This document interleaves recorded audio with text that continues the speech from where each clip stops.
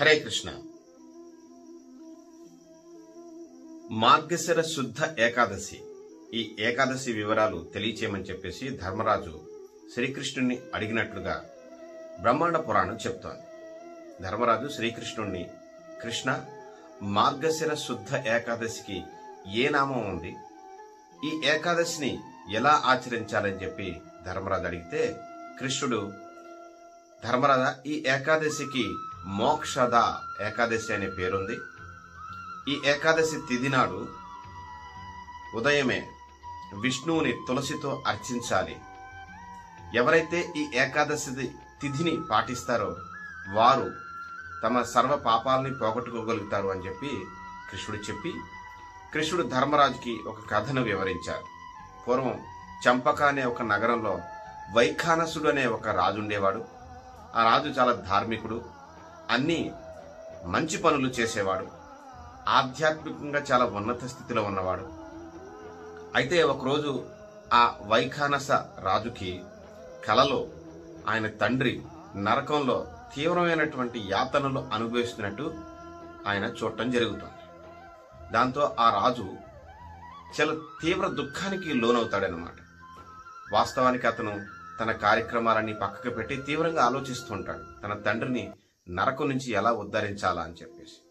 అలాంటి సమయంలో ఆయనకి వచ్చినటువంటి ఆలోచనలో భాగంగా తన రాజ్యంలో ఉన్నటువంటి బ్రాహ్మణులందరినీ పిలిపించి స్వప్నంలో తాను చూసినటువంటి తండ్రి నరక యాతనల గురించి వివరిస్తాడన్నమాట. అప్పుడు ఆ సజ్జనులంతా చెప్తారు, వైఖానస రాజా, మన రాజ్యంలోనే పర్వతముని ఆశ్రమం ఉంది.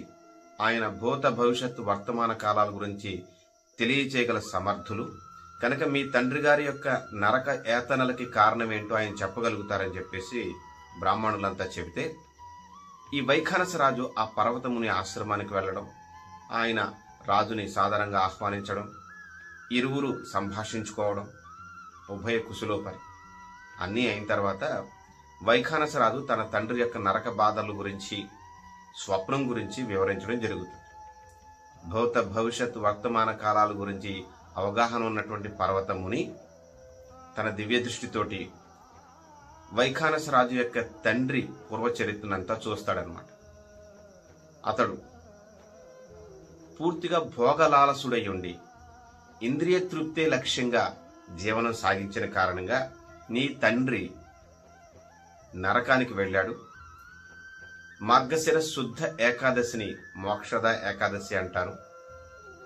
వైఖానస రాజా, నువ్వు గనక ఈ ఏకాదశిని చక్కగా ఆచరించి ఆ పుణ్య ఫలాన్ని నీ తండ్రికి ధారబోస్తే ఆయన ఉద్ధరింపబడతాడు అంటూ చెప్పడం జరిగింది.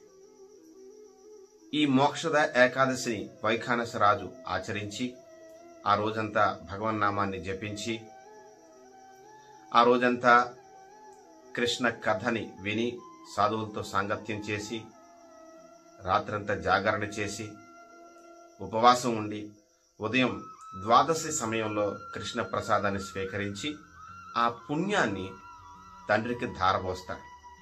దాంతో అతని తండ్రి నరకం నుంచి విముక్తి చెంది వైకుంఠానికి వెళ్తాడు.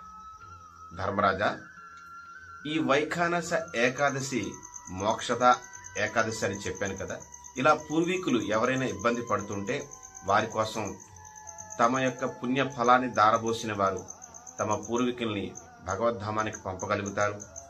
ఒకవేళ ఆ ఉద్దేశంతో కాకపోయినా ఎవరైతే ఈ ఏకాదశిని పాటిస్తారో వారు తమంతట తాముగా ఆధ్యాత్మికంగా ఉద్ధరింపబడతారు, భక్తిలో ముందుకు వెళతారు, నన్ను సంతోషపెట్టిన వారు అవుతారు. ఎందుకంటే ఏకాదశి తిథి నాకు ఎంతో ఇష్టమైన తిథి కనుక నువ్వు నీ పరివారం కూడా ఈ ఏకాదశి తిథిని ఆచరించండి అంటూ కృష్ణుడు ఈ మార్గశిర శుద్ధ ఏకాదశి మోక్షద అనే నామంతో ఉన్నటువంటి ఈ ఏకాదశి ఆచరించమని ధర్మరాజుకి, ధర్మరాజుతో పాటుగా మనందరికీ కూడా తెలియజేస్తున్నారు.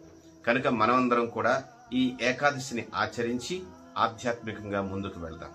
హరే కృష్ణ హరే కృష్ణ కృష్ణ కృష్ణ హరే హరే, హరే రామ రామ రామ హరే హరే.